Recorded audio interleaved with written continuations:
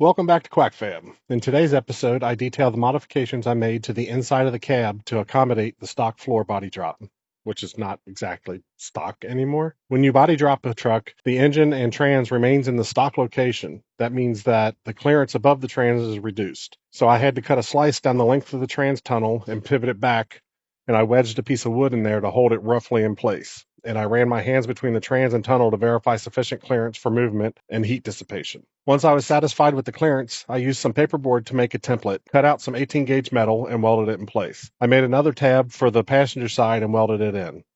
Now that the tunnel was rigid, I made 3 more patch panels and welded them in.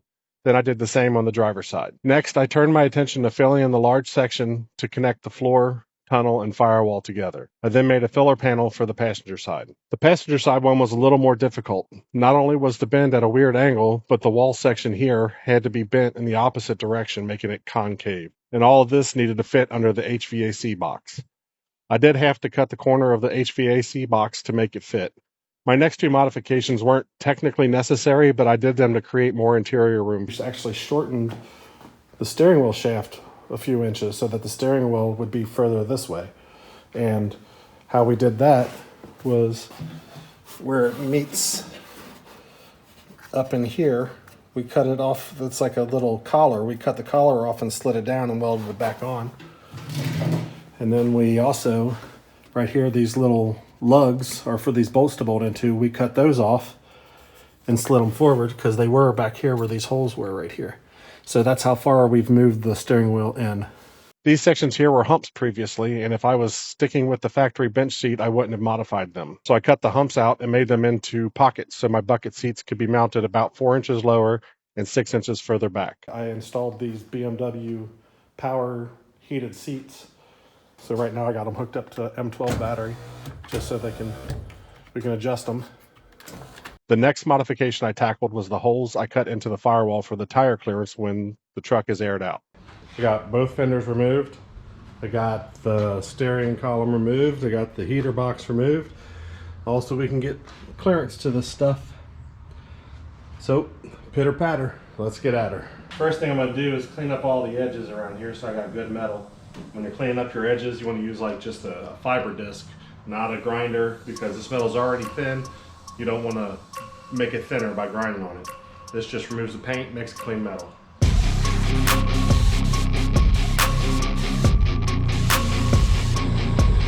You see here that I switched from the fiber disc over to the grinder with a wire wheel, aka the cheek poker.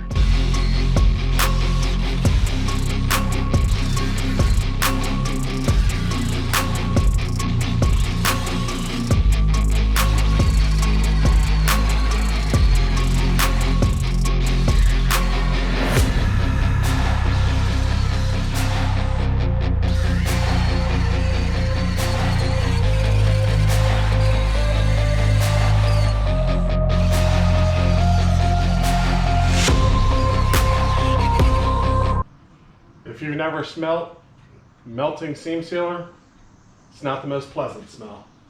There we go. We got that cleaned up. So now we're going to make a piece fit here to here, and then we're going to make a piece fit here.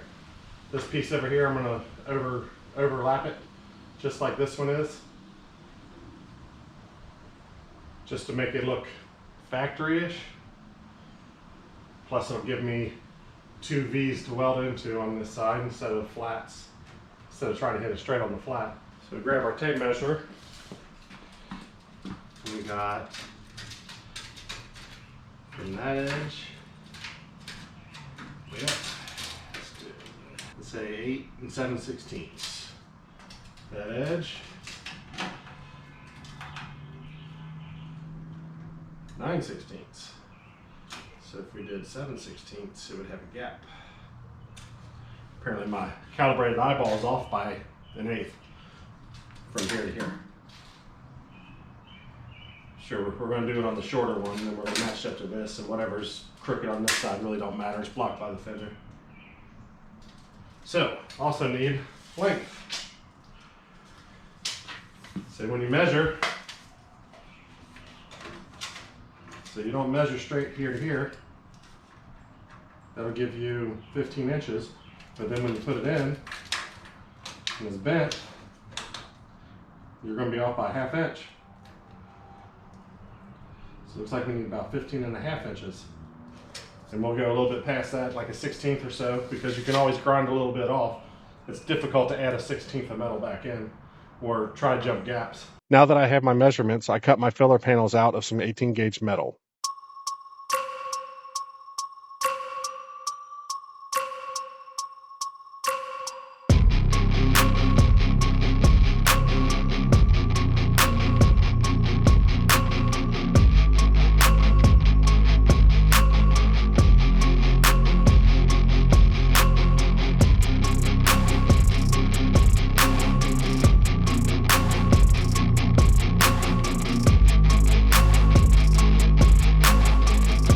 It's time to grab the welder and tack the panel in.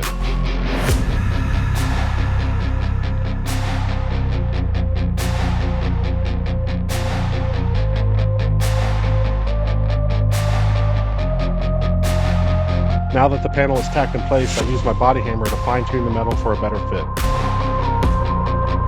I threw on some more tacks to be certain the panel won't move.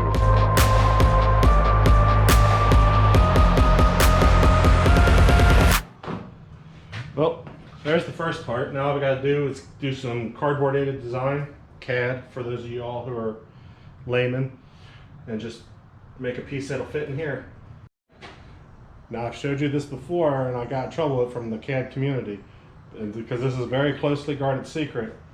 What you need is cardboard, scissors, some tape, and a marker, pen, pencil, whatever, something to mark with.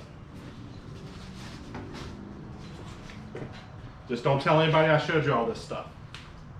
Really, I prefer to use thinner cardboard than that, but I'm all out of that stuff. I have to go to the store and get some more. It's just like construction paper. But this will have to do. Just stick it in there, trace your lines, and make sure it don't move while you're doing this and mess everything up.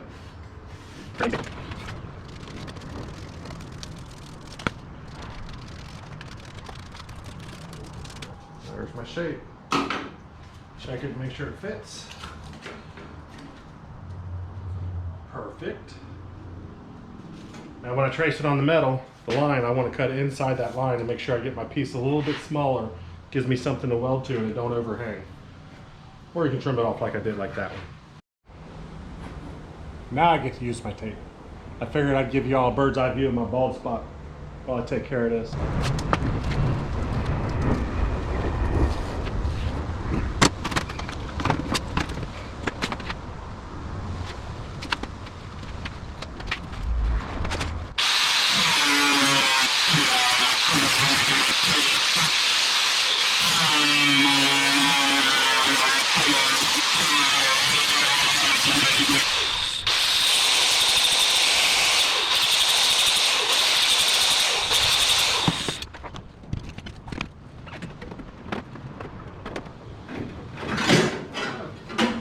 Fits rather nicely.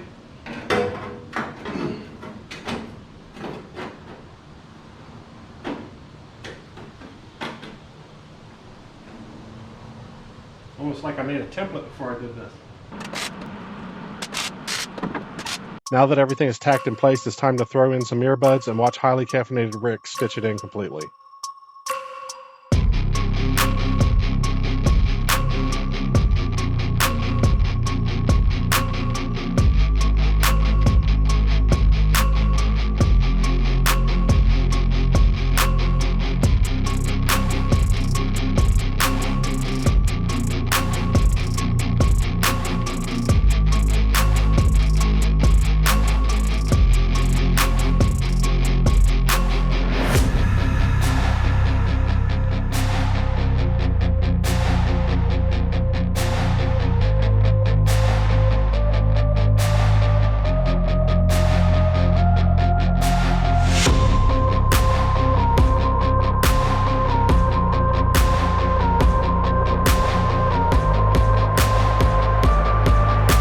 And here are some pics of the finished result. The driver's side exterior, the driver's side interior, passenger side exterior, and passenger side interior. In the next video, we will be detailing the process of what it takes to put suicide doors on a C1500 pickup. Thanks for watching Quack Fab. Don't forget to like, subscribe, and share. And if you have any questions or comments, drop them in the comment section.